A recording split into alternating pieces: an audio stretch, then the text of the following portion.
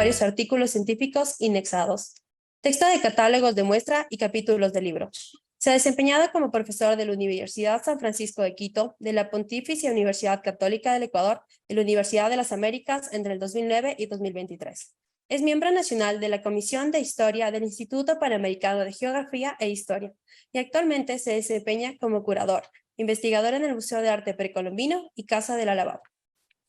El doctor Carlos Eduardo presentará la ponencia titulada El Museo de Arte Precolombino, Casa del Alabado, diálogo entre precolombino, lo colonial y lo contemporáneo, que tiene como objetivo, desde su apertura en el 2009, el Museo de Arte Precolombino, Casa del Alabado, ser un atractivo para públicos nacionales y extranjeros. En el Centro Histórico de Quito, la presente ponencia busca exponer, además de la historia de un museo, el trabajo realizado en los últimos años en cuanto a investigación y difusión sobre ecología y patrimonio, partiendo de sus colecciones y que hoy por hoy se realiza en cooperación con importantes instituciones académicas estatales, nacionales y extranjeras. Tiene la palabra, estimado doctor. Por favor, recibimos con un fuerte aplauso. El podio es suyo.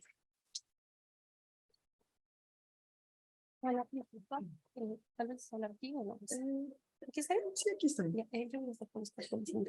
Sí, gracias. Muchísimas gracias. Buenos días con todos. Perfecto, ahí está la presentación. Voy a tratar de ser lo más breve posible para no cansarles mucho. Vengo a contarles un poco del trabajo que viene haciendo el Museo de Arte Precolombino Casa del Alabado. Ahí tengo que corregirme a mí mismo, había puesto 2009, realmente ahora en el 2010, sus puertas al público. Y bueno, en estos 13 años el museo se ha ganado pues su bien merecido espacio dentro no solamente del circuito patrimonial de la ciudad de Quito, sino también aparte, gracias, sino aparte también ha afianzado programas de investigación, curaduría y difusión sobre el arte precolombino con base en las colecciones que custodia. Un poco, vamos a poner en contexto, voy a hablar de la casa, voy a hablar de la colección, voy a hablar del trabajo que se ha realizado en los últimos años. Yo soy curador del museo desde hace 2 años, un poco más de 2 años. Obviamente, el trabajo de mis predecesores en el cargo fue muy valioso para poder apuntalar los inicios de la investigación sobre la colección. Y a nosotros nos ha permitido pues dar continuidad a dichos procesos. Entonces los temas a tratar van a ser la Casa del Lavado en su contexto urbano, el museo y la colección, la investigación en el museo, las actividades educativas en el museo y bueno, unas breves observaciones finales que van a ser más un resumen de lo que voy a presentar, ¿no? Bueno, la Casa del Lavado en su contexto urbano. La Casa del Lavado es una casa colonial de casi 400 años que se ubica en la calle Cuenca entre la Bolívar y Benalcázar, entre la Bolívar y Rocafuerte, y justamente en el espacio de la calle Cuenca que se coloca entre la Plaza de San Francisco y la Plaza de Santa Clara, ¿no? Es una casa de tipo colonial de 2 pisos que bueno, localizado obviamente en el barrio de San Roque, que fue restaurada. Recordemos que las casas no estaban pensadas para ser museos, entonces obviamente la casa sufre un proceso de restauración, pero no regresará a su función original, que era la de contener viviendas de negocios.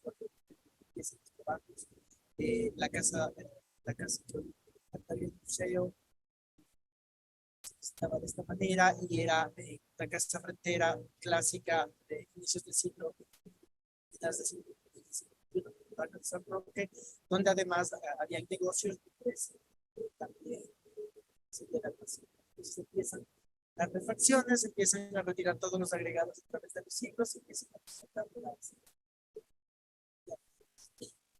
las características principales de la casa colonial que hoy por hoy pueden ser admiradas y vistas en el museo, hasta llegar obviamente a este estado, ¿no? Donde las salas empiezan a contener pues la exhibición permanente de piezas arqueológicas. El museo no es estrictamente un museo arqueológico, mejor dicho, no está concebido como un museo. Es esto que el museo no sigue una cronología ni una división por culturas. La idea de las personas que daron el museo y ejecutaron las colecciones era la de ofrecer una representación completamente desde la estética. Quizás el discurso de arte prehispánico puede ser muy discutido y podemos entrar en discusiones que podrían durar años de años de años. Todavía son parte de la discusión intelectual, que qué es arte y qué no es arte, por qué le definimos al arte parietal, por qué no le definimos al arte. Bueno, no voy a entrar en eso porque no es ponencia, pero sí es bueno señalar que obviamente hay una idea que guía la línea curatorial del museo y es esta de la estética de los objetos. Y obviamente eso dialoga también con la casa, donde además han incluido espacios ya más de arquitectura contemporánea, ¿no? Las líneas de la museografía para buscar resaltar y enfocar sobre todo la y belleza de las piezas que forman la colección. Bueno, pero ¿qué tenemos en la colección? El museo custodia una colección de más de 5.000 piezas arqueológicas de 21 culturas que habitaron lo que hoy conocemos como Ecuador. En nuestra exhibición permanente se exhiben alrededor de 630 piezas. Esto se conecta un poco con lo que decía la expositera del día de ayer con el manejo de colección permanente versus, o sea, exposición permanente versus reservas, donde es un porcentaje de las piezas que custodian los museos, las que están en exhibición, y el resto, pues, se hace rotar, por decirlo así, en las exhibiciones temáticas temporales que se van preparando periódicamente cada año, en el caso de nuestro museo. Dentro de estos procesos, la colaboración con universidades nacionales e internacionales, con organismos de investigación y conservación de bienes patrimoniales a nivel nacional e internacional, desde múltiples perspectivas. Vamos a ver algunas de las últimas experiencias que hemos tenido al respecto. Vamos a hablar más adelante igual de los proyectos que ha mantenido el museo hasta los últimos años sobre el diálogo de artistas contemporáneos con la colección para crear nuevas piezas artísticas. Las últimas tres exposiciones que hemos tenido en orden cronológico desde la que tenemos todavía activa y la que tuvimos durante la pandemia son Arquitecturas precolombinas, representar y evitar el pasado. Vamos a hablar un poquito más de esta exhibición un poquito más adelante, sobre todo porque es un gran esfuerzo de combinación de repositorios arqueológicos, piezas de distintas colecciones y documentos, incluidos documentos que gentilmente de aquí del Archivo Histórico nos prestaron para hablar de la representación o las miradas de la arquitectura.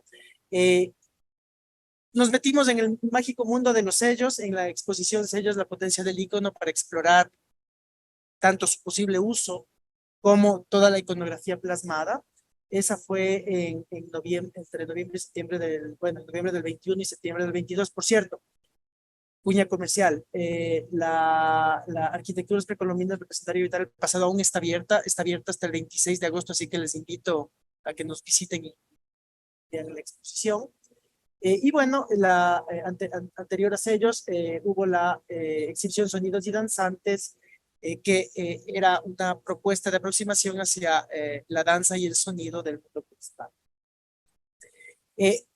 El Zarigüeya Lavado Contemporáneo, que es este proyecto en el cual, con una curaduría internacional, se selecciona un artista que explora la reserva y produce obra moderna o de contemporánea a partir de la exploración de la colección arqueológica. Ha sido un hito dentro de la producción artística contemporánea en los últimos años. Las últimas, principalmente la última zarigüeya, que es en la que yo coincidí ya como curador, fue una exploración sobre fotografía de Gonzalo Vargas, muy bonita, cuestionando el tema de la documentación arqueológica. Creo que es interesante justamente las diferentes entradas que podemos tener a un estudio de una colección arqueológica, ¿no? Podemos tener la científica y podemos hacer una serie de análisis sobre los objetos que van desde composición de pastas con la cerámica, composición de metales con los metales raspados para obtener posibles contenidos de los contenedores. Tenemos el aspecto un poco más de exploración artística, como el caso de la zarigüeya. Tenemos exploraciones de historia del arte también y de historia de cómo se están formando las colecciones. Todas estas entradas nos ayudan a enriquecer lo que sabemos sobre las piezas, en este caso de la colección que custodia el museo, y pues poder aproximar a los públicos también al conocimiento del mundo prehispánico, que es a la fin el último objetivo, el objetivo final, digamos, de el museo. Dentro del trabajo científico que realizamos desde el área en la que yo estoy, los últimos 3 años, pues, digamos, más bien dicho, los últimos 2 años hemos podido ya publicar 3 artículos de investigación, no son todos realmente desde que hay jugador en el museo, ya empezaron una serie de publicaciones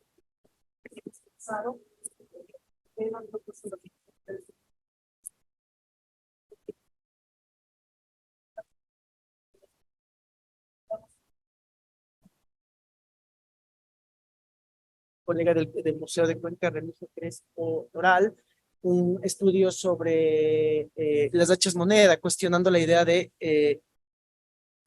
la moneda, digámoslo así, es decir, de que estos objetos eran realmente especímenes monetales, digamos. Hicimos algunas medidas, algunos estudios y pues parecería que más bien son objetos que están incluidos dentro de un circuito comercial y no presentan una fraccionalidad que es el requisito de un sistema monetal. De ahí los artículos sobre curaduría, bueno, uno que escribí sobre arquitecturas precolombinas para la revista Index de la Universidad Católica y uno que escribimos con eh, mi colega Sara Lourdes Acevedo Gómez de la Torre, que hablamos igual de la curaduría de sellos. Están en proceso de elaboración un artículo sobre las metodologías para digitalización y impresión 3D de sellos y toda una serie de artículos de revisión sobre el punto, el estado del arte de la arquitectura, los estudios de arquitectura precolombina que va a ser enviado a una revista en España. Eso para las publicaciones científicas. También tenemos obviamente la publicación de divulgación que corresponde básicamente a las exhibiciones, a los catálogos de las exhibiciones que hemos realizado.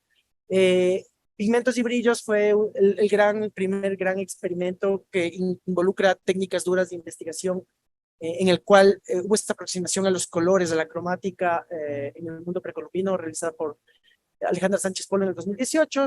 Ese catálogo obviamente está publicado. El de sellos, la potencia del icono, también se publicó recientemente.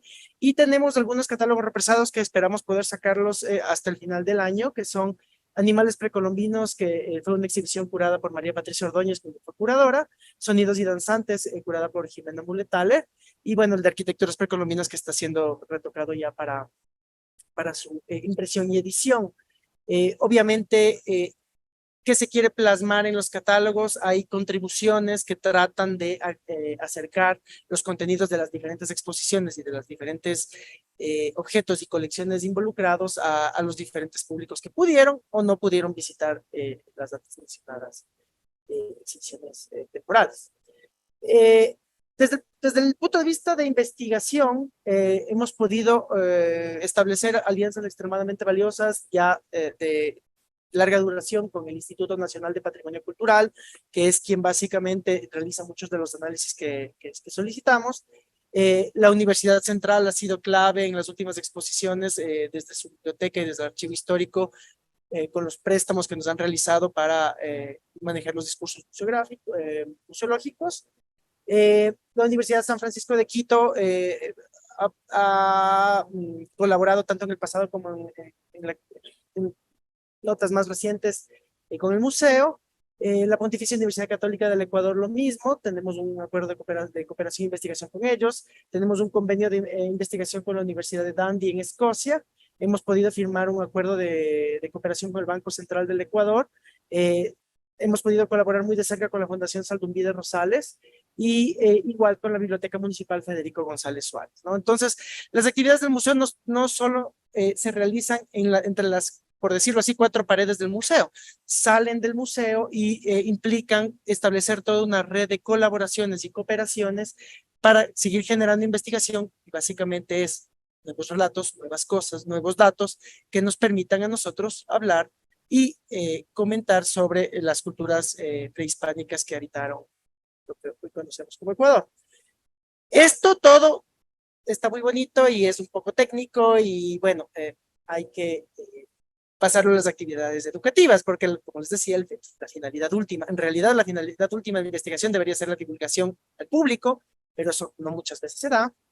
Y nosotros tenemos un equipo educativo pues que puede traducir todas estas cosas del idioma, entre comillas, científico al idioma un poco más cotidiano, gracias, esa es la palabra, cotidiano, para que todos podamos, obviamente, compartir los conocimientos que se van sacando, ¿no? Bueno, hemos tenido varios cursos especializados, hoy por hoy estamos por lanzar la segunda edición del curso especializado en la arquitectura y el habitar precolombino. Están cordialmente invitados, es un curso con certificados si se quieren inscribir. Después van a poder ver los contactos. Ya tuvimos una primera edición de este curso a inicios de año, fue bastante exitoso y por eso decidimos antes de cerrar la exhibición lanzar uno nuevo. Un curso de capacitación a los guías, a los mediadores que nos visitan con grupos para contarles qué hemos investigado y qué nuevos datos tenemos respecto a la colección, qué pueden ellos contar más allá del discurso ya afianzado de la colección permanente que se ha manejado durante muchos años. Y de la misma manera, saber ellos qué están diciendo de la colección que poseemos y de los datos que les hemos compartido. Entonces esto nos permite igual transmitir, obviamente, las actividades de investigación que estamos desarrollando, ¿no? El programa Educa Lavado, que es un programa bastante importante, sobre todo muy afianzado durante la pandemia, llega a diferentes colegios y sobre todo está dirigido obviamente para niños, en las cuales obviamente la idea es contarles y acercar a los estudiantes de los colegios y de las escuelas al mundo y a la historia y la arqueología y el arte precolombino. Se creó dentro de este programa, como les comentaba, dentro de la pandemia, una aula virtual que tiene varios recursos y bueno, siempre es abierto para los colegios que contratan el servicio y cuando está disponible los programas en el museo. Precolombinitos igual es un programa anual, digámoslo así, sobre todo es el programa de verano, en el cual, dependiendo de la exhibición temporal que está activa en el museo, pues se elaboran talleres para que los niños visiten el museo y creen, se inspiren, jueguen, dibujen en torno a las temáticas que se están tratando en ese periodo. Entonces, por ejemplo, el año pasado teníamos la exhibición de sellos, hicimos un taller sobre sellos y les enseñamos el equipo educativo le enseñó a los niños a fabricar su propio sello, a estampar en sus camisetas, a que se inspiren en los logos, los actuales logos de las marcas, que realmente fueron los niños los que obviamente fueron hacia allá, pero explicarles cómo hay esta transmisión de ideas a partir de los aparatos iconográficos, ¿no? Esto es bastante interesante y en este año hubo ya el taller sobre arquitecturas precolombinas en los cuales ellos exploraban obviamente primero la materialidad de las estructuras y también la posibilidad de jugar, hacer maquetas, crear personajes con diferentes materiales, ¿no? Siempre se trata de incluir una componente creativa, siempre hay eventualmente talleres dentro de estos programas educativos en los cuales se hacen cosas con cerámica o con otras materias primas, resaltando y tratando de subrayar también el aspecto manual de estos trabajos. Obviamente, la comunidad que rodea el museo es crucial en todo sentido porque nosotros no estamos aislados en medio de un campo abierto, estamos en medio de un barrio y hacernos presentes en el barrio y conocer las actividades que hay alrededor de nosotros, tener contacto con los vecinos, conocernos con los vecinos es crucial y este diálogo es permanente entre el museo y sobre todo los negocios que lo rodean, negocios, casas, habitantes, en un barrio particular como lo es el de Sandro, ¿no? Sí.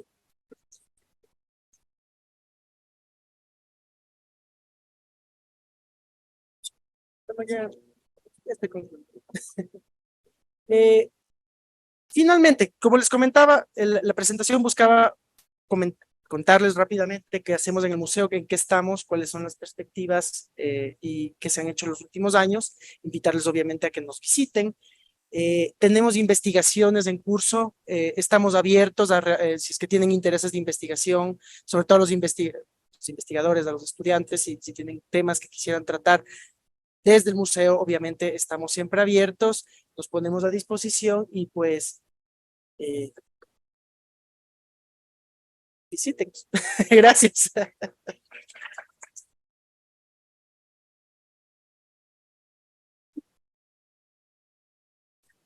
Agradecemos al doctor Carlos por su intervención y abrimos el espacio de preguntas y comentarios. Por motivos de tiempo, se receptarán únicamente 2 preguntas.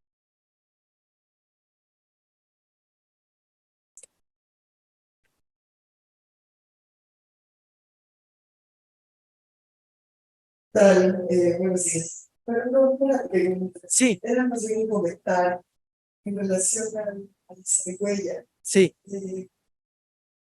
Yo, por ejemplo, tengo una cercanía afectiva con ese animal, ¿no? Porque la abuela me contaba de la zarigüeya, pero me contaba cosas, no de la zarigüeya. Entonces, tal vez, esta, esta cercanía cultural que tenemos con la palabra de voz, que es igual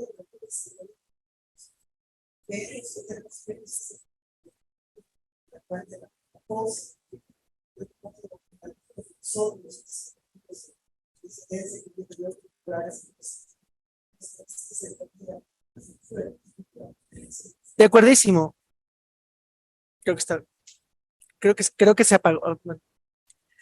Sí, creo que bueno, hablo así, no. Creo que la observación es súper válida, de acuerdo, sí, la zarigüeya es la raposa, obviamente yo no bauticé el programa, ya lo encontré bautizado, entonces solo transmito la información, pero creo que es interesante hacer hincapié en la idea de la zarigüeya o de la raposa en cuanto es un animal muy importante, no solamente porque es el único marsupial africano, sino porque tiene esta característica de ya funcionó, ya, ok. Tiene esta característica de hacerse la muerta, digamos así, ¿no? Y esto dentro de las culturas prehispánicas era una característica muy apreciada y muy respetada, porque esta posibilidad de morir y revivir justamente la hacían una mensajera entre, digamos, el mundo de los espíritus, el mundo de los ancestros y nuestro mundo, ¿no? Entonces, el concepto atrás del programa Zarigüeya justamente es ese, ¿no? La ida y el regreso, el viaje, la inspiración y la nueva creación. Dentro de este programa es interesante. Obviamente lo que yo les contaba es, yo he podido ver este experimento de inspiración y cuestionamiento a nivel fotográfico, pero durante los años que estuvo activo el programa, hubieron performance, hubieron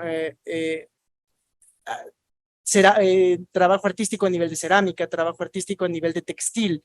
Entonces, han viajado, han cambiado los soportes, han cambiado las ideas y obviamente cada artista ha logrado plasmar este viaje de inspiración que es la partida de la zarigüeya. Muchísimas gracias por el comentario.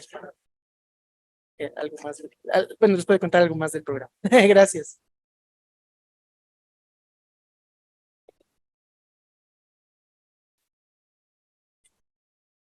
Si no hay más preguntas, muchísimas gracias por su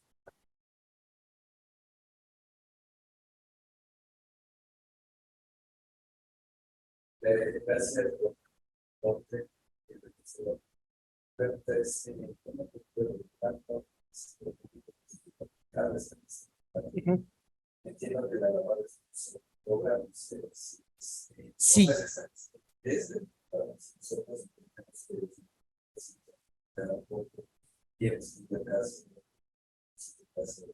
Ujú. los archivos pero desde el soporte cubano ¿Se oye? ¿Ahí? Ya. Gracias por la pregunta. Y sí, esa es una puntualización súper válida. El Museo Casa del Alabado es un museo de iniciativa privada y está regentado por una fundación. la fundación o los miembros de la fundación son los que proveen la mayoría de los recursos para el mantenimiento del museo. Esto no implica que nosotros, obviamente, dentro de nuestro esfuerzo diario, no salgamos a buscar becas, incentivos. Si yo quiero publicar algo, me dan la libertad de hacerlo, pero eventualmente, si es que hay un costo para la publicación, tengo que buscar quién me lo publica. Hay un apoyo, y es grandísimo el apoyo de estas personas comprometidas hacia la conservación del museo. El museo obviamente también se mantiene en parte del costo de la entrada, ¿cierto? No cubre todos los gastos, eso es claro.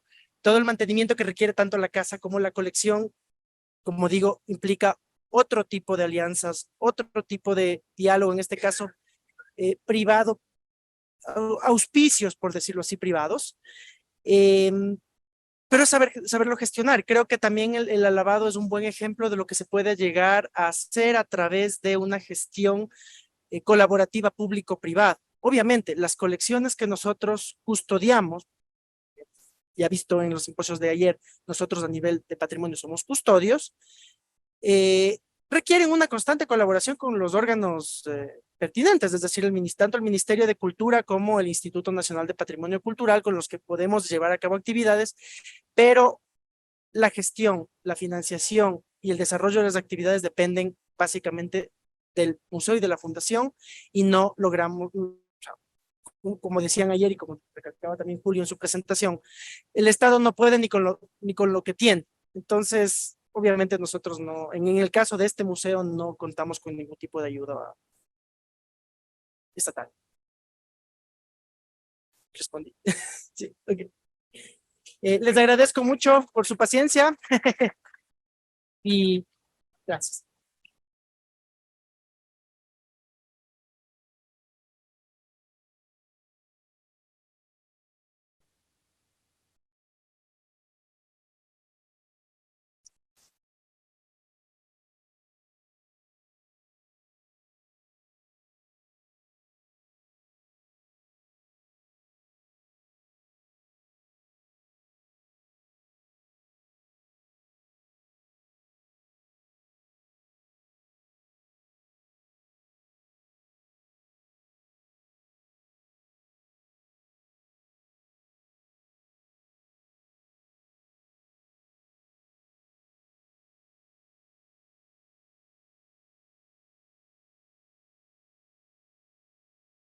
Ahora bien, para continuar presentamos a la magíster Natasha Sandoval, investigadora del Museo de la Ciudad, docente de la Facultad de Ciencias Sociales y Humanas de la Universidad Central del Ecuador.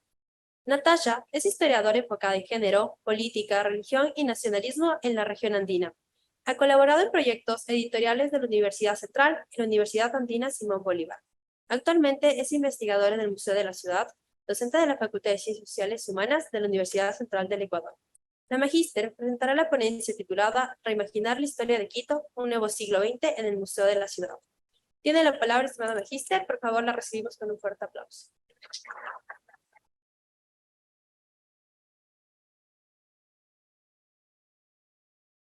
Hola, buenos días. Quiero agradecer a la Facultad de Ciencias Sociales y Humanas por estimular la construcción de estos espacios para el debate. Gracias especialmente a los colegas que han estado atrás de toda la gestión, a Santiago Yepes, a la Grace Merino, a todo el contingente de estudiantes que están haciendo tareas invisibles para sostener estos eventos. Sin su trabajo esto no sería posible. Gracias finalmente al equipo del Museo de la Ciudad con el que estoy enfrentando un importante desafío como el que les quiero contar a continuación. La ponencia se llama Reimaginar la historia de Quito, un nuevo siglo XX en el Museo de la Ciudad, y tiene que ver con algo que no podemos omitir en el debate contemporáneo, en la situación de crisis y de recrudecimiento de la violencia contemporánea, que es el pensar la historia. Ayer el Rafael hizo una importante ponencia sobre Walter Benjamin y cómo la catástrofe es el estímulo para pensar la historia. desde los desafíos del presente, un presente que está convulsionado, a partir de esos cimientos móviles, cómo es importante generar un anclaje para entender el pasado. Por eso no es casual que ahora estemos convocadas pensando en patrimonio. Sin embargo, pensar el patrimonio tampoco es posible sin entender toda una genealogía de violencias que han estado atrás de esta noción de patrimonio. Entonces yo quería iniciar hablando de la etimología compleja del patrimonio, que viene de la raíz pater, que significa padre. El patrimonio es la herencia de los padres. Comparte la raíz con patria, que es el país del padre, y patriarcado, que es el poder del padre, de los padres. Si hablamos de tantos padres, valdría la pena preguntarnos quiénes son esos padres y qué es lo que nos han heredado y qué es lo que se ha construido como una simbología material, tangible o espiritual que necesitamos resguardar. ¿Qué es este patrimonio? Entonces no podemos escapar al espacio, al contexto en el que está asentado el Museo de la Ciudad. El Museo de la Ciudad está atravesado por unas contradicciones complejas por el espacio mismo que ocupa en el perímetro al que llamamos centro histórico.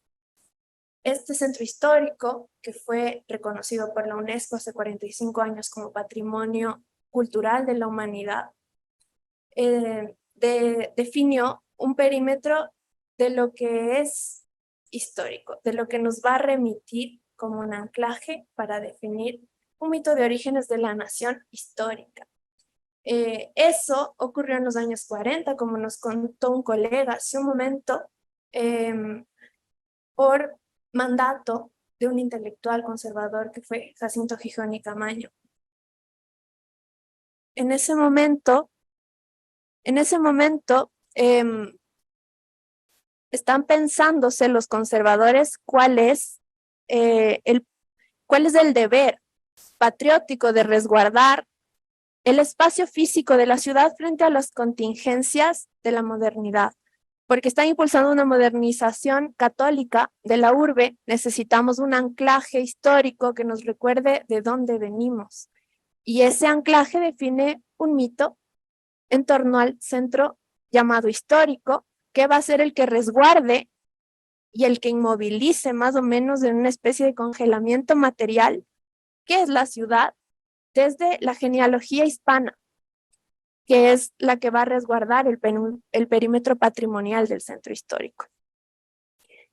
De ahí había que renovar materialmente y modernizar la ciudad hacia el norte, resguardando siempre este perímetro patrimonial. Ahí está asentado el Museo de la Ciudad.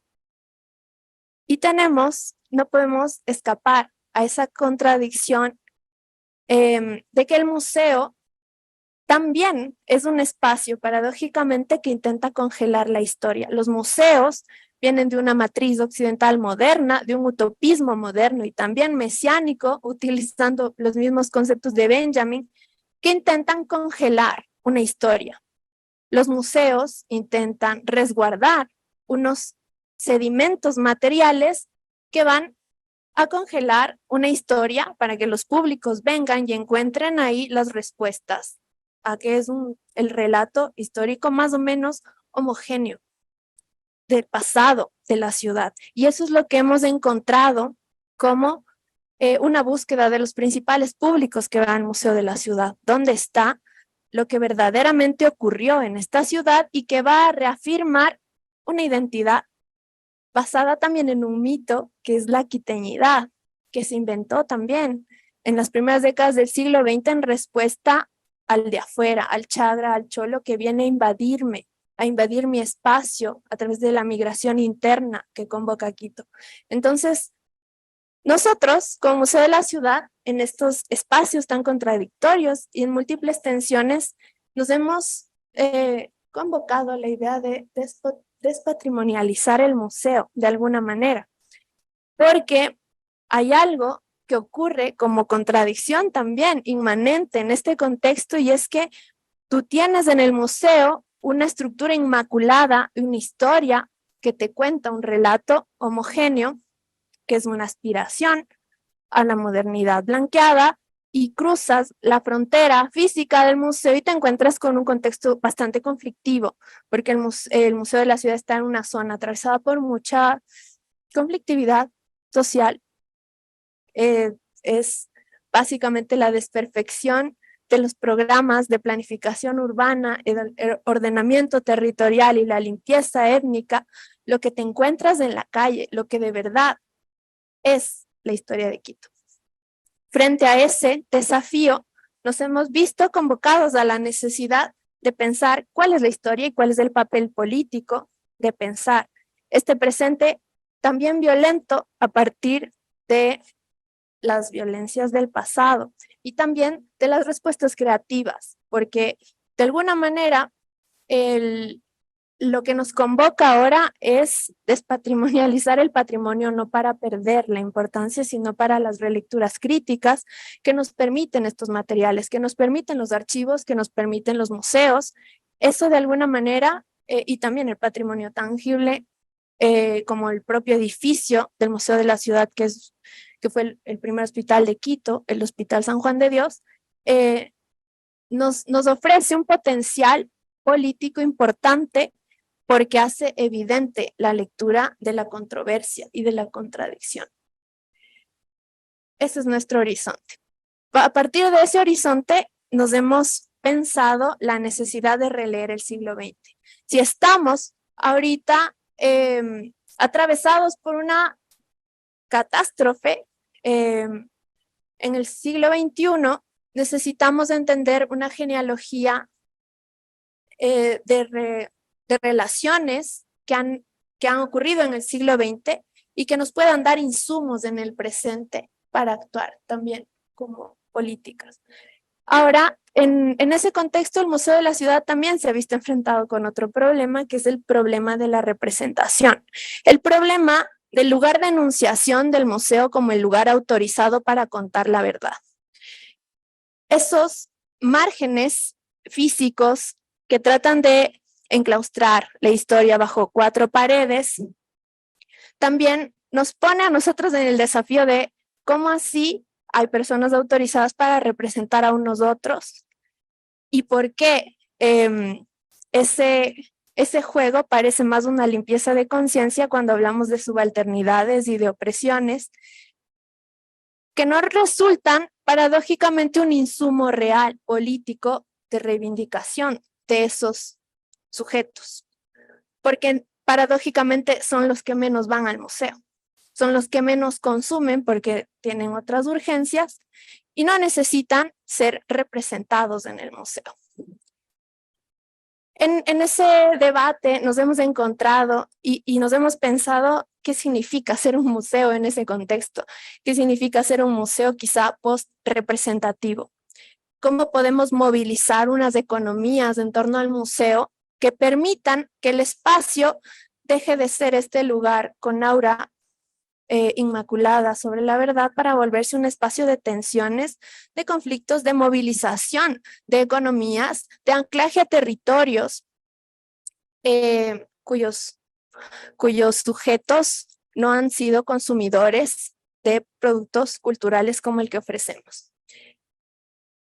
Bajo esta pregunta, nosotros hemos pensado el nuevo guión del siglo XX como un espacio eminentemente educativo que convoque sujetos que están construyendo sus relaciones cotidianas en el entorno del museo, sujetos que están disputándose el derecho al territorio en comunas ancestrales de Quito, que desde el hecho mismo de autorrepresentarse están poniendo en juego un desafío educativo, porque el ejercicio educativo del museo no empieza solo cuando pones en una vitrina un objeto inerte para que sea contemplado, sino que necesitamos que la educación sea vista desde el propio momento en que los sujetos se están pensando a sí mismos y vean si es necesario para ellos estar representados en el museo o no. Nos hemos contactado con distintos niveles de profundidad, con comunidades que han llegado al museo a desestabilizar nociones como la identidad, como el patrimonio, como la historia misma. El museo, bajo esta premisa, ha buscado ser un puente entre los debates intelectuales y las voces desautorizadas de la historia, porque hemos visto que el mainstream académico cada vez tiene una metamorfosis aceleradísima de los debates sobre la nación, sobre las identidades, sobre el patrimonio. Sin embargo, nos preguntamos en qué medida esto ha llegado a tener un anclaje profundo en las mayorías. Y el propio Museo de la Ciudad vio paradójicamente que mientras más avanzaban los debates sobre la nación, había más recrudecimiento en los discursos nacionalistas, xenofóbicos y racistas, como ocurrió a propósito de una fiesta de los dulces del año 2022, en que las dulceras llamadas tradicionales de Quito se opusieron a que el museo incluya en la agenda de esa feria a migrantes venezolanas y comuneras de Quito, porque esas mujeres no eran las portadoras de la tradición como las dulceras tradicionales de Quito, sí. Eso justificó una oleada de violencia racista y xenofóbica, y eso ocurrió dentro del museo. Ese desafío nos convocó a pensar de manera crítica qué estamos haciendo, para quién, en qué sentido los debates intelectuales están calando en las mayorías. Así que decidimos que el papel educativo y político del museo es tejer un puente entre estos debates intelectuales y su acelerada metamorfosis y las voces desautorizadas de la historia, porque hay unos distintos ritmos de asimilación de los debates sobre la nación, sobre la identidad, sobre el patrimonio, etc. En ese sentido hablamos de leer el siglo XX como un compromiso político con el presente. Y otro de los desafíos fue pensarnos por fuera del canon curatorial, que también reviste de cierta autoridad al curador que viene, construye un guión y lo da a un equipo de un museo para que lo mastique y lo dijera como puede. Y no quisimos hacer eso en el nuevo guión del Museo de la Ciudad. No queremos que haya una figura autorizada que construya un relato, que luego los equipos tengan que ver cómo lo asimilan con los públicos. Entonces hemos construido colectivamente el guión a partir de un seminario que se llamó Releer el Museo, que convocó a colegas de distintos espacios educativos, museos, al equipo educativo del Museo de la Ciudad. Y bueno, fueron 20 sesiones, 4 módulos, y los puntos críticos que discutimos tuvieron que ver con el propio concepto de historia como un campo de batalla, que este concepto lo tomamos de Enzo Traverso, que piensa las violencias del siglo XX en el contexto de ascenso del fascismo. Pensamos que es importante hablar de los usos políticos de la memoria, cuestionar el lugar de los museos como inventos modernos, como ya dije, como lugares autorizados de reproducción de discursos. Y también nos preguntamos sobre la mediación educativa como una práctica crítica. Tú no puedes transmitir dentro de un espacio educativo un discurso antirracista si no has transformado tus propias prácticas de violencia racista. Entonces fue todo un proceso de ir masticando estos debates con el equipo del Museo de la Ciudad y de pensarnos también el contexto de la ciudad andina que es Quito, que ha tenido también una genealogía compleja de construirse como una ciudad que tiene también unas dinámicas propias de los mercados populares, del comercio ambulante, y cómo ha sido representado esto en el museo fue uno de los ejes que discutimos. Otro eje importante fue el de las ciudadanías incompletas, y este concepto lo tomamos de la historiadora Joan Scott, para hablar de cómo la ciudadanía es una promesa, más que algo concreto para actores como las mujeres que han estado sujetas siempre a esta promesa contradictoria y paradójica de la ciudadanía. Hemos pensado cuáles son estas mujeres que no estaban visibles en los relatos del museo. Y finalmente hablamos sobre la invención de tradiciones de imaginarios en torno al patrimonio. No podíamos escapar de este concepto de Hobsbawm, de la invención de tradiciones, de pensar el paisaje urbano también como un productor de imaginarios sobre la identidad, sobre la memoria. Y todo este proceso fue el inicio, en realidad, de pensar los silencios del actual relato del museo, de identificar los ejes que están detrás de ese relato, inventarnos unos contraejes, construir un nuevo enfoque que involucre discusiones de etnicidad, clase y género, para que ahora tengamos un guión sobre el que no voy a hablar en profundidad, pero que quisiera invitarles a que vengan al Museo de la Ciudad y lo vean. En diciembre vamos a hacer la inauguración de la nueva sala del siglo XX. Por ahora quisiera hablarles de las ideas fuerza de nuestra propuesta en ese guión. Y quizás una de las potencias políticas es que en lugar de anular la contradicción, evoca a la contradicción este guión, la hace más visible. Hemos dejado testigos de la actual museografía para hablar sobre esas contradicciones, porque no nos interesa tumbar todo lo que se ha pensado sobre Quito, sino sobre esas ideas, sobre esos imaginarios, hacer contestaciones. También rescatamos mucho la incompletitud y el dejar espacios a la imaginación y a la creación colectiva, es decir, no dejar un museo acabado, cerrado, con un relato único, sino que los propios visitantes, las propias comunidades con las que el museo se vincula, puedan hacer parte de la creación colectiva hacia el futuro. Y claro, no podemos omitir esta otra idea que tiene que ver con rescatar las voces de sujetos situados en territorio que están pensando el relato con nosotros. Esas son las propuestas de esta nueva sala del siglo XX, que la hemos llamado Pasados que siguen presentes. Porque, como igual ayer nos habló Rafael, no podemos pensar el pasado sin esta relación dialéctica con el presente. Así que esperamos que este guión ofrezca insumos críticos para que sigamos tomando decisiones políticas sobre el presente convulso que nos convoca, el presente atravesado por la catástrofe y la violencia, que nos demanda respuestas creativas y colectivas. Muchas gracias por su atención.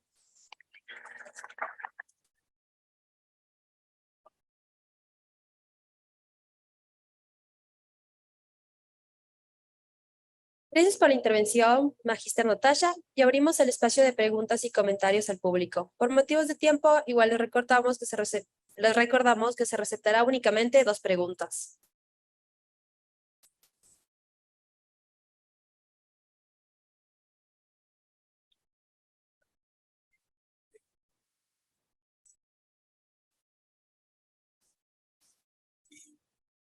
Que hace preguntas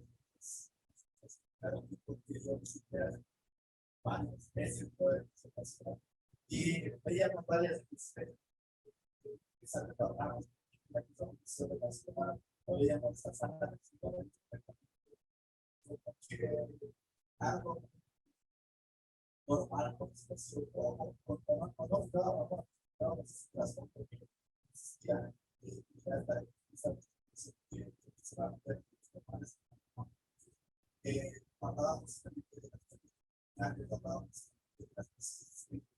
pero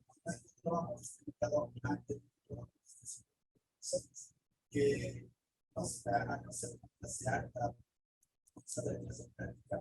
no estaba presente en la partida de espacios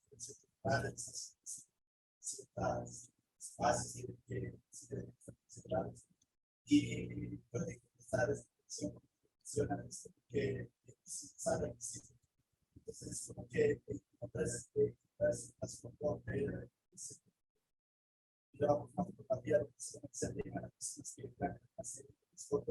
y a pues, bajar atrás, de facultad, gozar, espacio, más, ¿sabes?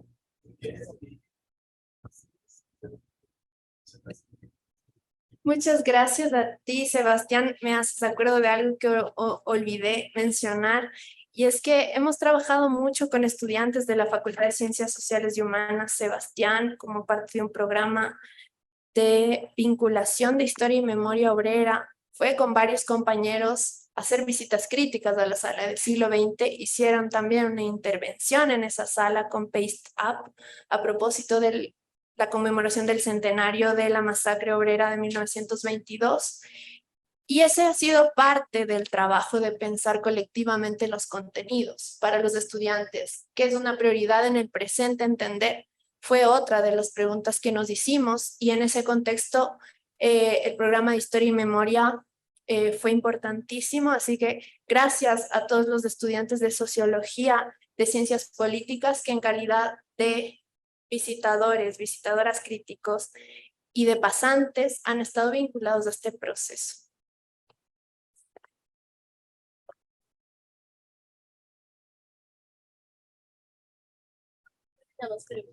Voy a hacerlas.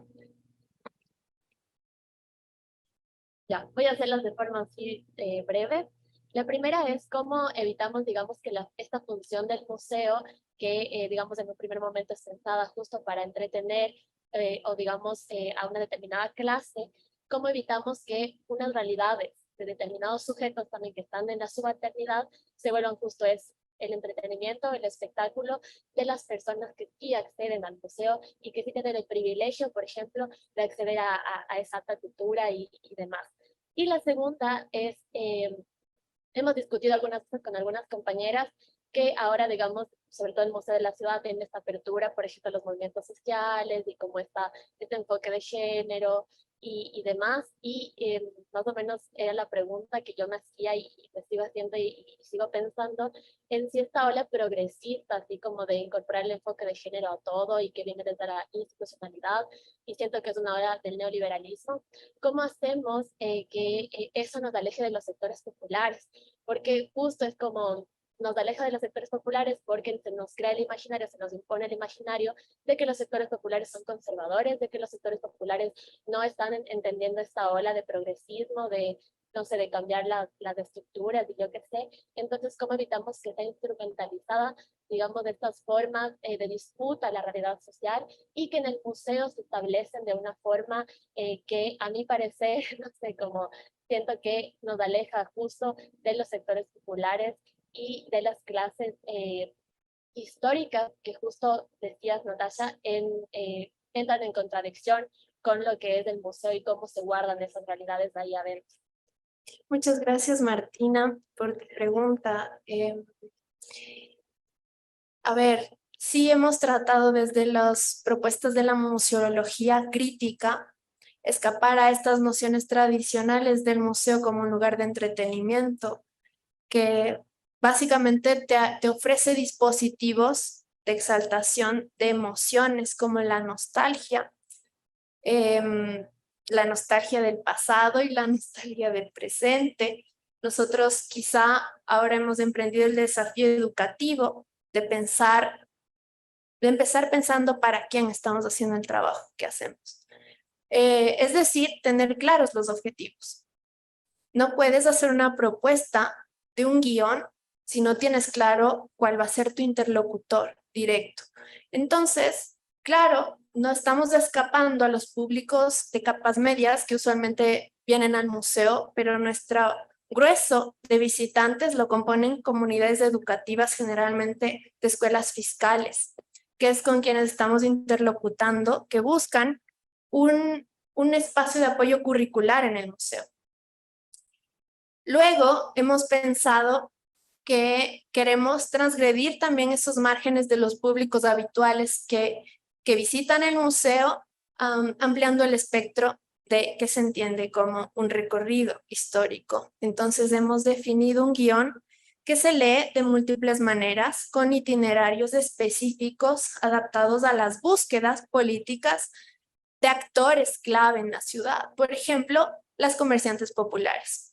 Entonces, cómo ellas quizá puedan encontrar en el museo un itinerario que les brinde insumos para sus luchas del presente, que eso lo tratamos de construir con ellas mismas.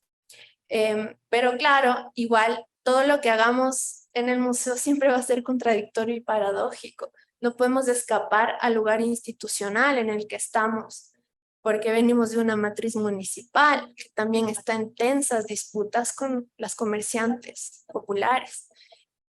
Sin embargo, enfrentar el desafío de esa contradicción es algo a lo que no vamos a renunciar. No para resolver un problema, sino para dejar abierta la contradicción, para dejar abiertos los espacios a la contestación. Y sí, uno de los riesgos que pensamos que ocurre cuando intentas ser inclusiva en tus relatos, en tus narrativas subalternas que rescatan y a veces romantizan a estos sectores invisibilizados. Ese riesgo no lo queremos asumir porque quizá no pensamos el guión como el punto final del trabajo, porque la sala es el punto de partida del desafío educativo de irnos construyendo espacios para la disputa. O sea, nosotros pensamos que la sala es más el pretexto para seguirnos vinculando con comunidades en territorio. Ahí la mediación comunitaria es la clave. Los museos ya no quieren estar situados congelados en un espacio inerte, sino estar en constante dinamismo, sacarse de esas cuatro paredes, construir otras nociones de habitar la ciudad, defender identidades múltiples, y eso es lo que el Museo de la Ciudad hace. Aquí quizá no puedo profundizar en cuál es el trabajo comunitario que lleva adelante el museo, pero esa es la pieza clave, más allá del nuevo guión. Es el vínculo con territorio, con los barrios populares, el vínculo con las hierbateras de San Roque. Es eso a lo que le damos pie a partir de las discusiones que detona la nueva sala del siglo XX. Eso. Gracias, Martina, por la pregunta y gracias por la atención.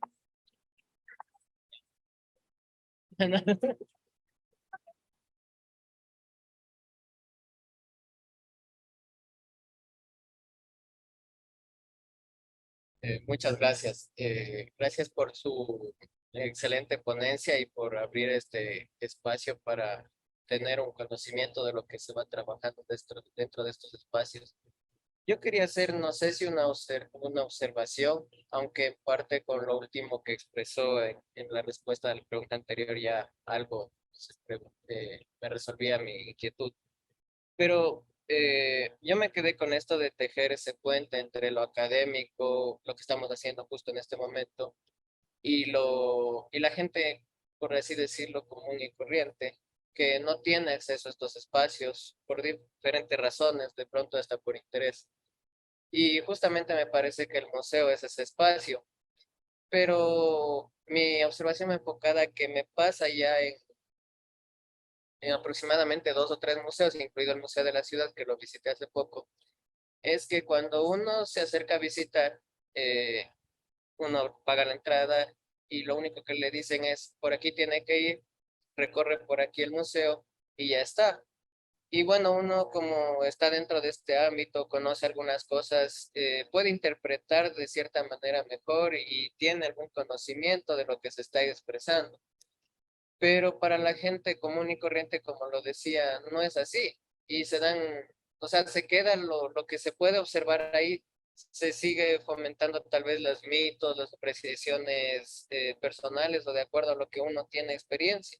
Y no se da esa guía. Entonces yo creo que de pronto para esas visitas casuales que se hace, porque lo que escuché en su respuesta anterior fue de que enfocadas a grupos, ¿no? O cuando yo hago una reserva para, si yo soy un profesor, voy con un grupo de estudiantes, ahí sí se da esa guía. Pero cuando hay esas visitas casuales que uno está en el centro y dice, bueno, voy con mis sobrinos, mis hijos a visitar, y quizás yo no conozco de historia ni nada por el estilo, yo tampoco les puedo explicar. Y para poner un ejemplo tal vez un poco absurdo, no sé, hay ahí un mural de la iglesia de San Francisco, ¿no? Entonces, había unas personas que no conocían y estaban adivinando qué iglesia era, a pesar de, no sé, de pronto no vivían aquí. Entonces, ¿por qué no se hace eso? Porque yo recuerdo antes, no sé si me equivoco, no en el Museo de la Ciudad, en otro museo, que sí había esa guía y era más dinámico y con los niños se trataba de hacer preguntas o incluso como relatarles una especie de historia. Entonces, ¿qué falta ahí o de pronto yo desconozco y qué se está haciendo en ese sentido? Muchas gracias por tu pregunta. Sí han habido quizá muchos debates en torno a esta noción conductista de la educación que han impulsado varios museos que te muestran una museografía atrás de una vitrina o que te muestran dispositivos lúdicos para que tú respondas a lo que los curadores quisieron que respondas. Esa noción, digo, conductista de la educación ahora está siendo ampliamente debatida, porque lo que se entiende ahora por educación quizás es más complejo, porque la gente viene con sus bagajes, porque tiene una comprensión de su propia realidad, de su propio entorno, del contexto de la ciudad que habita. No es que viene de cero a aprender algo. De hecho, ahora lo que intentamos, y es quizá uno de los más importantes desafíos, es cómo el relato que el museo arma necesita una interlocución abierta. Y entonces, más que lanzar afirmaciones, necesita ofrecer preguntas. Ese quizás es ahora uno de los papeles de los mediadores educativos en los museos, porque la figura del guía que te orienta y te encamina a un relato único ya ha sido cuestionada. El mediador, en cambio, parte de las preguntas, parte de los cuestionamientos que tengan que ver con tus experiencias significativas, con tu bagaje, como dije hace un momento, y el relato que te intenta ofrecer el museo, digo, ahora lo que estamos haciendo en la sala del siglo XX intenta eso. No ocurre con todo el museo porque la museografía es bastante antigua, pero en el siglo XX estamos tratando de que todo lo que ofrecemos como insumo educativo pueda ser automediado, o sea, que tú no necesites un guía o un mediador para recorrer libremente y con tus insumos ese relato. Por eso partimos de hacer preguntas, de ofrecer una guía educativa, de hacer una señalética y diferentes insumos que permitan que la gente, como dices, común y corriente, de a pie, que no tiene necesariamente una formación académica, pueda recorrer libremente el museo y armar incluso nuevos itinerarios, porque no tiene que ser lineal el recorrido. Porque de hecho las conexiones libres entre lo que tú ves son el potencial educativo más valioso que ofrece el museo. No queremos reafirmar identidades ni mitos sobre la nación, entonces no nos interesa que la gente aprenda algo de nosotros. Queremos más bien que pensar en el sujeto como el constructor de su interpretación, de su interlocución, de su aprendizaje. Esa apuesta solo la estamos pensando ahorita en la sala del siglo XX, pero claro, el trabajo es inmenso porque quizá necesitamos intervenir todo el museo y todos los museos, pero se empieza por algo. Muchas gracias.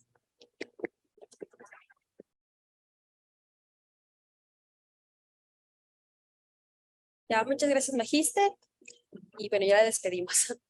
A continuación presentamos al ingeniero Elías Armendáriz, director de proyectos Crónicas Postales. Elías es ingeniero en gestión para el desarrollo local sostenible en la Universidad Politécnica Salesiano. Colabora conjuntamente con terciarias editoriales y librería, elaborando microreportajes fotográficos. Sus fotografías han sido publicadas en revista Mundo Diners y el diario El Espectador de Colombia. Realiza actualmente el acompañamiento fotográfico en el colectivo de exiliados y refugiados de Colombia en el Ecuador, la Comisión para el Esclarecimiento de la Verdad, la Convivencia y la No Recepción de Colombia, no de Ecuador. El ingeniero Elías Armendáriz presentará la ponencia titulada Semblanza del origen de la fotografía en Ecuador y su proyección histórica patrimonial. que tiene como objetivo presentarnos un recorrido histórico de las circunstancias en que llega la fotografía al Ecuador y sus implicaciones políticas. Además, nos plantea el análisis del uso de la fotografía desde el poder y la presentación del Estado, y una rápida descripción de los primeros personajes fotográficos en el país, tanto extranjeros como nacionales. Un aplauso, por favor.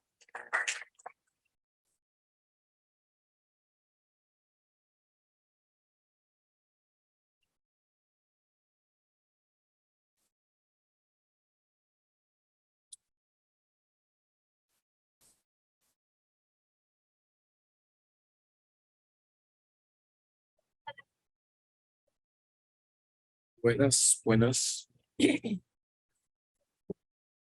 Buena tarde. Bien.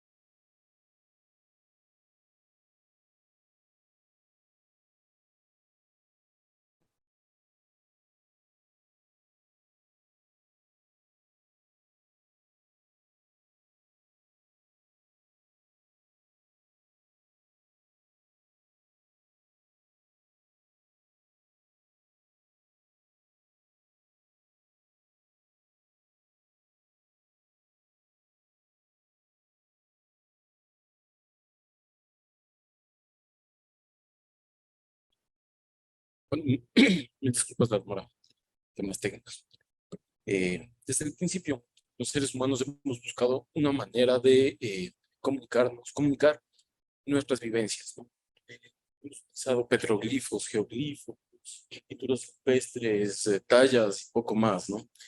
Ahora, la fotografía es el fenómeno de masas más grande de la historia, ¿no? Al principio el señor Nicepol, perdónenme, el francés no me sale muy bien. Bueno, pero estos unos procedimientos fotoquímicos para fijar imágenes. Después Luis Daguerre crea el daguerrotipo en 1839 y tenemos una pequeña línea de tiempo para ubicarnos un poco cómo llegó la fotografía, ¿no? Por ahí en 1830 empezó a gestarse la idea de un estado en Ecuador y para 1840 Vicente Rocafuerte compra el primer daguerrotipo para el estado ecuatoriano. Y esto es un tip importantísimo porque él vio la importancia que iba a tener la imagen.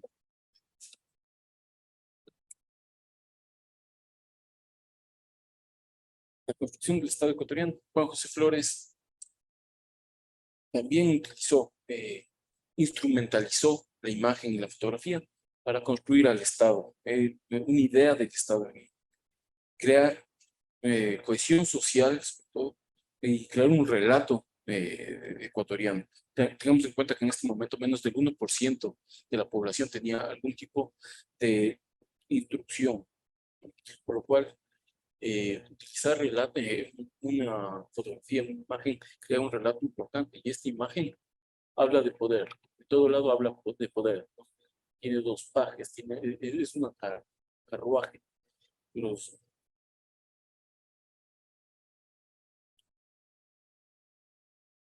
Para 1840 empiezan a crearse esta imagen esta construcción de la República, pero lo hace con un carácter contradictorio. Ya desde el Renacimiento, la imagen se construye como un símbolo de poder. Los nobles, la monarquía, los papas, los propios burgueses de la Revolución Francesa empezaron a hacerse retratos para catapultar su poder. En la imagen tenemos tres fotografías interesantes. Una dama quiteña que se nota por su actuar, su vestimenta, sus joyas, porque tiene propiedades, ¿no? La sola silla no solo era para arrimarse, porque la fotografía se demoraba un montón, pero también porque era propietaria de ello, ¿no? Juan José Flores con su medallero y sus galones de militar, y al otro extremo el indígena, ¿no? Inclusive en la tonalidad del color se ve una diferencia importante. Es un pondero. Oye, perdón. Son elementos colocados a discreción. El personaje retratado generalmente es el otro ausente, es el ausente de la fotografía ecuatoriana es el indígena. Según Matías Abrams, dice la ausencia iconográfica de los indígenas ecuatorianos en la fotografía del siglo XIX. Ahí está. En este siglo empiezan a llegar muchos fotógrafos, son fotógrafos viajeros y traen consigo las cámaras, los daguerrotipos. Llegan con un doble discurso, una doble necesidad. Quieren retratar a las élites ecuatorianas que surgieron después de la independencia. Y también quieren retratar al indígena, pero desde la exclusión. Estos fotógrafos manejan un par de conceptos importantes y hay que poner mucha atención en esto porque solo utilizó palabras que ellos mismos han usado, ¿no? El indio como bestia de carga, al indio como pagano exótico y el indio como subversivo. Flores censuró un poco esto. No Flores. Tenía Libre, por ejemplo, la gente empezó a censurar esto y Flores lo censuró después. Las nuevas élites fueron surgidas también de este espacio y se empezaron a francesar mucho. Aquí aparecen 3 fotógrafos importantes: José Joaquín Guerrero, los hermanos Salas, Juan Pablo Sanz, que está aquí. Nació en Quito en 1819, es un arquitecto, pintor, científico y fotógrafo. Escribió en el Quiteño Libre en 1823, tal vez a él le sancionó Flores. Aprendió fotografía por un sacerdote, Juan Albán. En 1855 empezó a construir sus propias cámaras fotográficas para desplazar al daguerrotipo.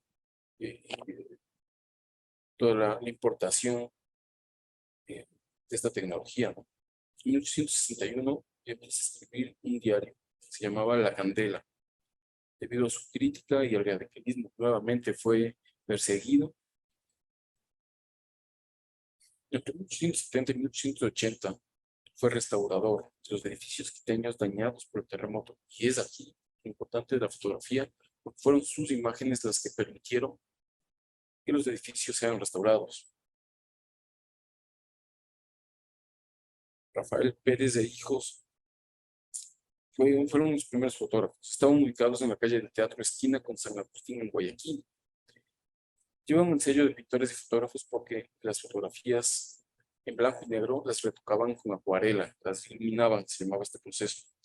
Posteriormente se asocia con Julio Vázquez y crean una serie de fotos interesantes aquí. La primera fotografía es de Pérez de Hijos. No, Julio Vázquez.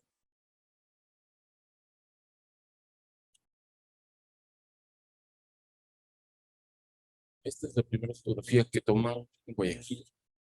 La segunda es de Julio Vázquez en Quito. Creemos que tenían ya un centro comercial acá, ¿no? Gómez Jurado, en La vida secreta de García Moreno, publicó en 1959 estas líneas sobre la muerte del expresidente.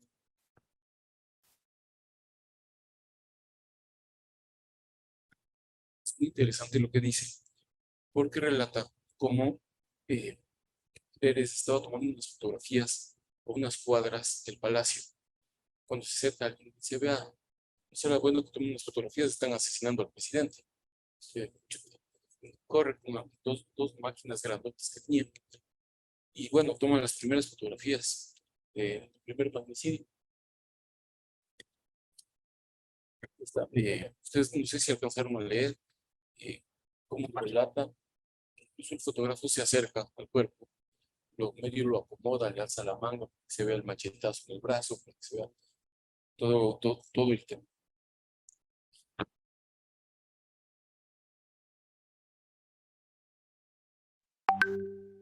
La segunda fotografía se llama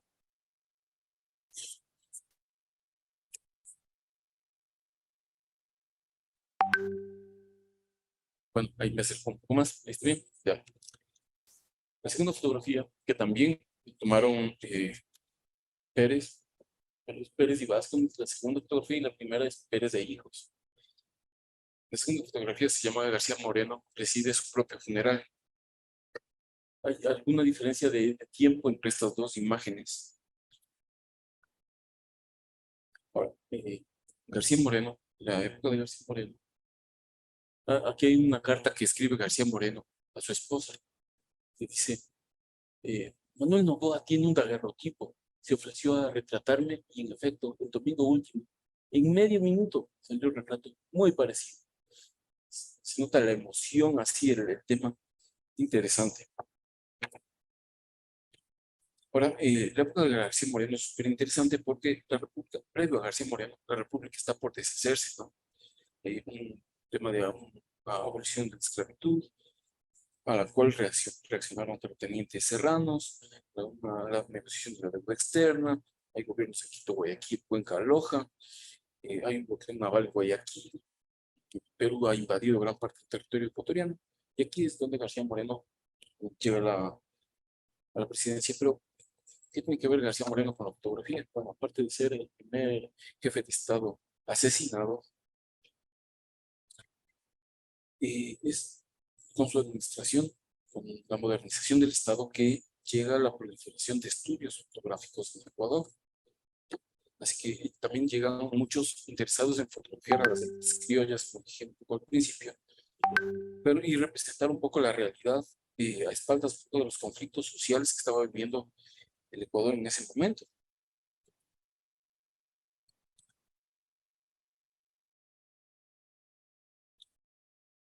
García Moreno está en esta fotografía tomada por Pérez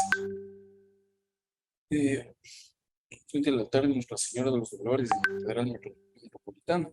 La segunda, pues, comentaba, es de García Moreno.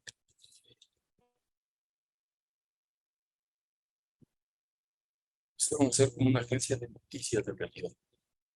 Ahora, la fotografía es testigo de la historia. Y hay dos importantes jefes de Estado, García Moreno y Eloy Alfaro, ambos impulsaron la modernización del Estado. Ambos fueron muertos en terribles magnicidios y ambos fueron Quito. Qué terrible que está la ciudad, ¿no? El uno inició la construcción del ferrocarril, el otro la terminó. Fue para 1860, en la época garciana. Era una notoria recuperación económica para muchos. Esta fue la época más brillante de la historia del Ecuador. Para muchos otros fue una dictadura terrible. Eso es para otra exposición. En fin, él logró una mejor recaudación de impuestos y una administración, potenció la educación, planificó la obra pública. Fue combatido también por varios sectores a quienes les afectó la modernización. Su gestión buscó que se vea reflejada en la fotografía. Del mismo modo, Eloy Alfaro, la secularización del Estado, el laicismo, la legalización del divorcio, la construcción de numerosas escuelas públicas, de educación gratuita, matrimonio civil, entre otras cosas. Su gestión también buscó que sea visualizada a través de la fotografía. Rivadeneira, un fotógrafo quiteño, retratista de políticos, jefes de Estado, nacionales extranjeros, fotografió mucho también la ciudad. Un dato interesante es que su hermana, Emilia Rivadeneira, fue la primera grabadora y haría las planchas de los primeros sellos postales que estén publicados en Ecuador. Como dato, muchas de las fotos de Rivadeneira estuvieron en una exposición de Chicago, la Universidad Colombina de Chicago, y una de sus fotos fue premiada en esta exposición. Pudo él documentar la revolución, las campañas de la revolución y del liberalismo en Ecuador. Digamos que fue el primer fotoperiodista que estuvo ahí en primeras, siempre al frente. También fotografió algunos de los personajes, aquí Piano Páez. Y esta fotografía es súper interesante. Fue tomada en algún momento entre 1900 y 1910. Es Guillermo II, el Kaiser de Alemania. Solo para ver lo internacional que era Rivadeneira. Digamos el caso más complejo de José Domingo Lazo. Por ahí estamos hablando de cómo borraron a muchos indígenas de la fotografía. Bueno, él era fotógrafo, tipógrafo, publicó varios libros en Quito sobre los retratos de las élites, mestizas sobre todo. Ahí tiene a Federico Suárez, el propio Eloy Alfaro. Colaboró con la Academia de Historia, fue becado por Eloy Alfaro para estudiar fotografía en Francia y España. Formó parte del equipo científico que colaboró, o que elaboró, más bien dicho, el proceso canónigo que certificó el milagro de la Virgen de la Dolorosa, en el Colegio San Gabriel en 1906.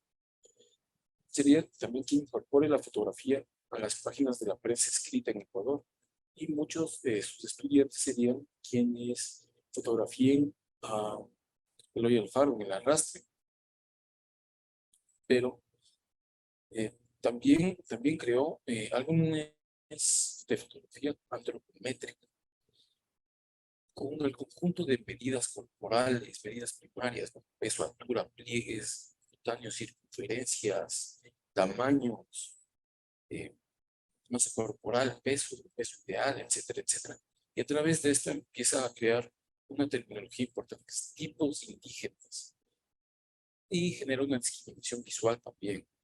Es ahí donde surge el tema de que borra a muchos indígenas de las fotografías. Él diría, se ha eliminado el elemento indígena que afea y da pobrísima idea a la población y la cultura. En 2015 el Museo de la Ciudad hizo una exposición sobre él, donde se vieron estas fotografías. La fotografía de la extrusión. En la imagen hay un está vestido con pequeños huesos de pollo. El Ecuador atrajo la mirada del mundo por lo diferente. Así que muchos fotógrafos aventureros ingresaron al país con la curiosidad morbosa de lo exótico. Así que trajeron esta tecnología de tipos humanos, visión del exterior, giran en torno a la idea del eurocentrismo. Querían captar lo real, lo que para ellos era lo real, y crearon un mercado de imágenes con afanes enciclopédicos. Ellos empezaron a recopilar una gran cantidad de imágenes de Ecuador, pues sin hacer esas curiosidades, ¿no? En Inglaterra, en Francia, en Estados Unidos. También trajeron las influencias del modernismo y los intereses comerciales que vinieron con ellos. Por eso en 1841 el gobernador del Guayas, Vicente Rocafuerte, trajo el primer daguerrotipo, como les comentaba hace poco. Aquí tenemos algunos personajes interesantes. Indígena de Otavalo, personaje local, Concha Cruz, la casa de las tiendas jesuitas. Todo bañado en estos conceptos. Aquí están las fotos famosas de José Domingo Lazo. Podemos ver cómo ha borrado indígenas aquí. En la plaza, me parece que es la de San Francisco, borró indígenas de una recua de Honduras. Y este es el caso para mí, es la fotografía más impresionante, porque no solo que la borró, sino que creó una mujer de sociedad, que es esta de aquí.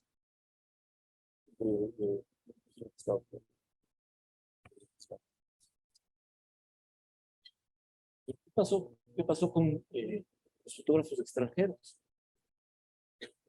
Rafael Castro Ordóñez es uno de estos fotógrafos. Él es español. Se hace fotógrafo porque en ese momento daba buen dinero. Ahora vamos a morir un poco de hambre, pero en ese tiempo era muy bueno ser fotógrafo. Y entre 1862 y 1866 se vinculó con la misión científica del Pacífico. Fue la última expedición romántica que dio España en el Nuevo Mundo. Querían recolectar nuevas especies o ampliar la colección de especies botánicas de las Américas que ya tenían. Los criollos mantenían un poco la herencia de Humboldt y un plan en este sentido. Y tenían sus conceptos un poco eurocéntricos del siglo XVI, que se reeditaron en ese momento con conceptos del siglo XIX, alimentados por teorías evolucionistas, de racismo científico y demás. Es que los relatos de estos viajeros fueron usados como fuentes etnográficas y definieron a los habitantes de lo profundo de la serranía y de lo profundo del oriente.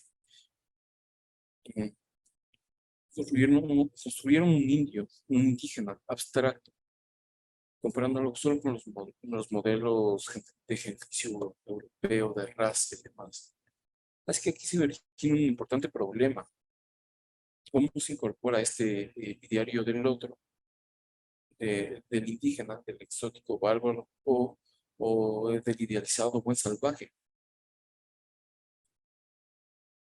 siempre fue visto a través de las tendencias de los etnistas franceses, criollos de la independencia, o de los etnógrafos contemporáneos, ¿no? Aquí hay unas fotografías interesantes. Richardson, un fotógrafo norteamericano que llegó a 1859 al Perú. Creó ahí su estudio de fotografía americana, que se llama en la calle 26, calle de Peteros de San Pedro, en Lima, Perú. Él fotografió a Juan Flores y a su esposa, Mercedes Gijón Camaño, y fotografió a toda la élite guayaquileña. Siempre hubo este comercio de fotografía entre Perú y Ecuador en estos primeros años. Alphonse Stubel pasó entre 1825 y 1904, como 70 años, viajando por todo el continente, fotografiando a muchos ilustres. Sus fotografías ahora pertenecen al Leibniz Institut für Landerkunde, alemán tampoco se me da mucho, pero a continuación IFL. En el Fondo de Cultura Patrimonial hay fotografías de él, hay más de 1000 imágenes en el IFL, donde consta la antigua vía entre Napo y Pichincha, sus glaciares de Antizana, Guamote, la cúspide del Chimborazo, mercados de varias poblaciones, los escombros de Carmen Alto, tras el terremoto en 1868, la iglesia de Huápulo antes de dicho evento, carpas montadas en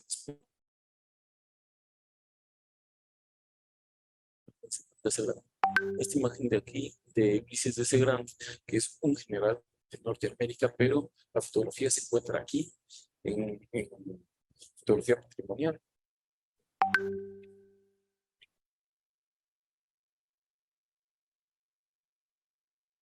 Charlton fue pintor y daguerrotipista. Este hombre andaba a cargar dos grandes mamotretos, eran las cámaras antiguas, todos. Pasó por Argentina, Chile, Perú, y iluminó algunas de sus fotografías también, que era algo así como el Photoshop del momento. Viajaba en 1848 desde Chile hacia Ecuador y fue atacado por piratas. Se le robaron el barco, le robaron todo, botaron a todos los del barco en las Islas Galápagos, pasó un año ahí botado. En 1849 le pasaron, lo rescataron. Él cubrió la guerra hispano-sudamericana para el semanario El Illustration de Francia, envió crónicas del bombardeo de Valparaíso y presenció el bombardeo del Callao. En 1877 muere envenenado por alguna de sus admiradoras. Eso los pasa a los fotógrafos a veces.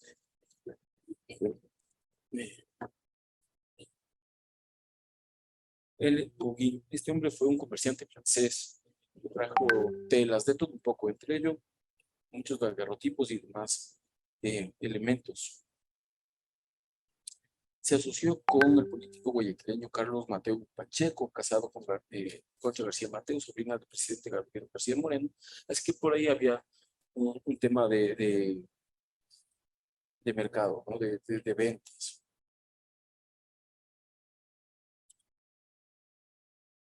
Él fue también que construyó una casa, ahora se llama Casa Banco Pichincha, se encuentra en la Venezuela y Espejo. Derrocó el edificio antiguo y levantó todo un edificio republicano. Siempre fotografió figuras distinguidas, conservadores, pero también se dedicó a fotografiar figuras indígenas. Realmente se ve la diferencia en el lenguaje fotográfico entre ambas. Luis Ferrand es también uno de los primeros fotógrafos, captó imágenes de Quito. De hecho, de él hay más de 5000 imágenes. Algunas de ellas se venderían y serían ilustradas, también iluminadas, perdón. Es franco-estadounidense. Este hombre es interesantísimo porque llega con un aparato de nombre estereopticón, que sería el abuelo del retroproyector moderno. Y este hombre se pasó muchísimos años aquí, viajando de pueblo en pueblo, de ciudad en ciudad, y proyectando sus fotografías en ferias de pueblos, ¿no? Así que lo que él hizo es traer el mundo a la gente, el mundo a los pueblos.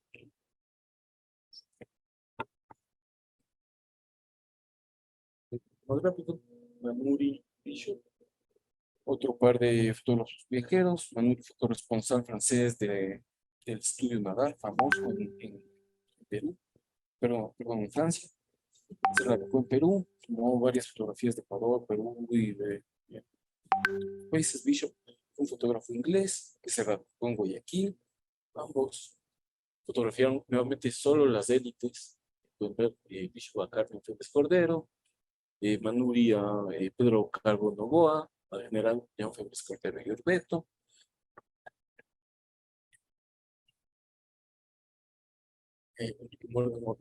Otro fotógrafo viajero. Nuevamente vemos sus fotografías mayormente a la élite. ¿Qué pasó con los periódicos en esa época?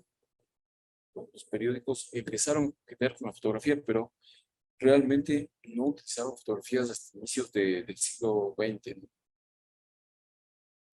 Pasaron más en anuncios de los logotipos. Aquí está el Gauguin, mejoras del logotipo, la primera imagen fotográfica. Aquí están los primeros periódicos entre 1880 y 1920. Por ahí la imagen de la Sartén, una fotógrafo en Guayaquil. Imágenes de algunas aquí hay un anuncio de Nadar en París de este fotógrafo interesante de este centro. Y una reflexión final, que vivimos un poco en tiempos de cambios drásticos. La fotografía es una pieza clave del tablero. El poder de la imagen hoy es más incontrastable que nunca. La fotografía digital ha puesto al alcance de todos captar una imagen, pero también ha deslegitimado el propósito de la fotografía. La irrupción de la inteligencia artificial en la creación de imágenes desplaza totalmente el fin artístico, histórico y de conservación que permea en la actividad fotográfica. Ha desplazado el sentido más humano de esta, enfocándose únicamente en su capacidad de transmitir imágenes. Entonces, les dejo con un pensamiento de Bourdieu sobre la fotografía. Es la única práctica de comunicación artística accesible a todos, el único bien cultural universalmente consumible. Eso, disculpen la celeridad. Muchísimas gracias, ingeniero. Bueno, lo despedimos con un fuerte aplauso.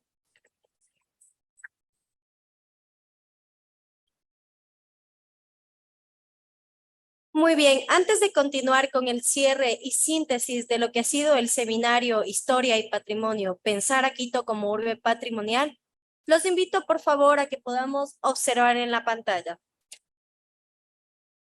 A nombre de la Facultad de Ciencias Sociales y Humanas y el Instituto Panamericano de Geografía e Historia, extienden un reconocimiento a las señoritas y señores estudiantes que han colaborado en las actividades de logística, quienes han hecho posible el desarrollo de este importante evento.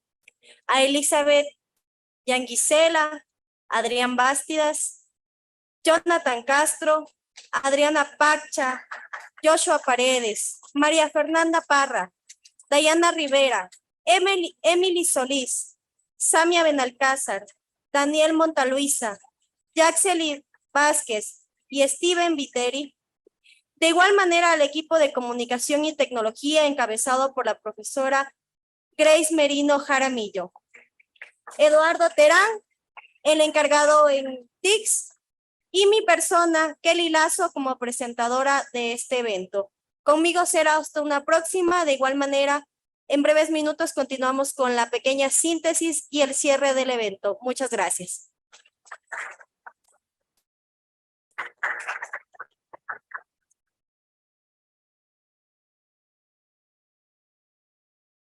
Como no podía faltar, también he gestionado para que a todos los estudiantes que nos estuvieron apoyando durante la ejecución de este evento les hagamos la entrega de un librito. Les voy a hacer llegar a través de Santiago este libro para ustedes, para cada uno de ustedes. Creo que lo más importante es fomentar, incentivar la lectura. El día de ayer vivimos unos momentos muy complicados, muy difíciles para el país y creo que el arma más poderosa que puede tener un niño, un joven en sus manos es un libro. Un libro en las manos de un niño será un hombre, una mujer que el día de mañana prescinda de un arma en contra de su prójimo, de otro ser sintiente. Con eso nuevamente también agradezco a mis compañeros de la Sección Nacional del Ecuador que estuvieron apoyándonos durante la ejecución de todo este evento y por supuesto a los miembros nacional y miembro alterno de la Comisión de Historia que también estuvieron apoyándole a Santiago en la ejecución de este evento. Distinguida audiencia, me despido, le cedo la palabra a Julio Pertán, quien es el miembro alterno de la Comisión de Historia, quien hará una síntesis del evento. Muchísimas gracias nuevamente y un excelente día para todas y todos.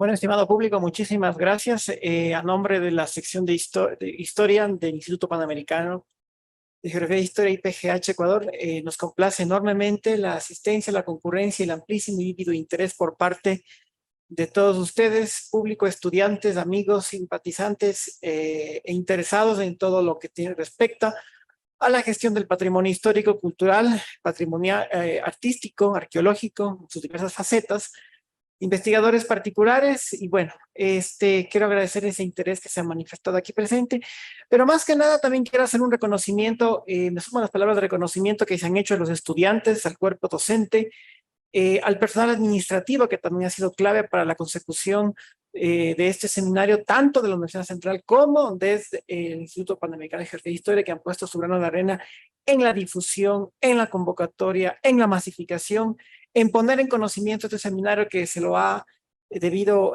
hacer, se lo ha tomado pues desde la planificación, prácticamente a inicios de este año, desde enero se ha pensado este seminario. Y quiero también que esto sea una llamada de alerta, una llamada de atención, un SOS para lo que se expuso en estas dos jornadas. El deplorable y el paupérrimo estado en el que se encuentra el patrimonio nacional, que esta sea la síntesis, sea el semillero desde el cual brote, desde el cual germine acciones encaminadas para que mediante política pública, mediante proyectos, mediante iniciativa, se contraste todos los problemas de ausencia institucional, de falta de recursos, de falta de voluntad, de abandono, de falta de conocimiento, de falta de investigación que existe en torno a la materia de la gestión del patrimonio de no solo Quito, sino del Ecuador como tal. Entonces, que este espacio sirva para aquello, sirva para movilizar esfuerzos, sirva para forjar una red, sirva para forjar mecanismos de intercambio, mecanismos de interlocución entre nosotros en aras de lograr estos objetivos.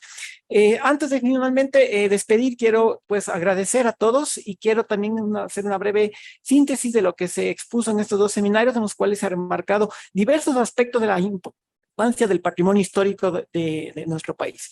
Hemos discutido, hemos dialogado en torno a la gestión, las problemáticas de los archivos documentales como memoria viva de nuestro país. La gestión de las bibliotecas también ha sido abordado en este seminario. Hemos topado aspectos como la microhistoria urbana, la vida de los personajes subjetivos, la vida de los personajes de las clases populares que quedaron en el olvido, que quedaron en el largo siglo XIX. También hemos tratado la memoria visual, la memoria fotográfica, la memoria de imagen que ha quedado en nuestro la técnica como tal, sino incluso la historia que existe detrás de la fotografía. Porque detrás de la gestión de todo bien patrimonial, no solamente existe como tal la historia de ese objeto, sino que también existe y es necesario e importante rescatar la historia que está en torno a la gestión, a la adquisición, en torno a la difusión de ese objeto. Entonces, esa es la doble cara del patrimonio. Hemos tenido, por supuesto, también importantes presentaciones de parte de personeros de los museos, ¿no? Hemos tenido personal del Museo del Museo de la Ciudad, hemos tenido también exposiciones sobre el Museo Casa del Lavado, cuáles han sido sus problemáticas, sus narrativas, la discursividad y la ideología detrás de la práctica de la curaduría han sido tratadas en este importante seminario. Asimismo, hemos conocido los esfuerzos de restauración, los esfuerzos de masificación de puesta en conocimiento, los esfuerzos de gestión en cooperación internacional que se han hecho para la difusión del patrimonio y la preservación y rescate de nuestro patrimonio, sobre todo bibliográfico. Eso lo tratamos el día de ayer. Hemos tratado aspectos relacionados con arte, con arqueología. Hemos tenido presentaciones artísticas, musicales que nos han complementado todo lo que se ha tratado en este seminario. Entonces ha sido como tal un espacio en el que también hemos podido atestiguar manifestaciones de arte a través de la música y de la danza. Y qué mejor aún por parte de las nuevas generaciones que son ustedes chicos, entonces que esto sirva una motivación para que sigan adelante, sigamos motivados en el rescate, en la difusión, en la investigación.